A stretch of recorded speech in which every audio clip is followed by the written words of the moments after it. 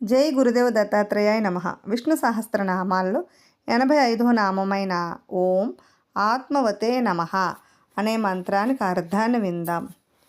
తన మహిమలయందే నిలిచియుండి జీవులను తన ఆధీనమందు ఉంచుకున్నట్టి ఆ ఈశ్వరునకు నా నమస్కారము అని మంత్రం యొక్క అర్థమన్నమాట.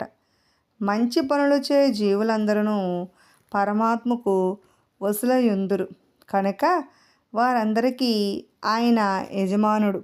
వారందరూ భగవంతునకు పరతంత్రులై ఉందురు కనుక స్వామి వారందరినీ తన వశంలో ఉంచుకున్నవాడని ఈ నామమునకు భావం అన్నమాట.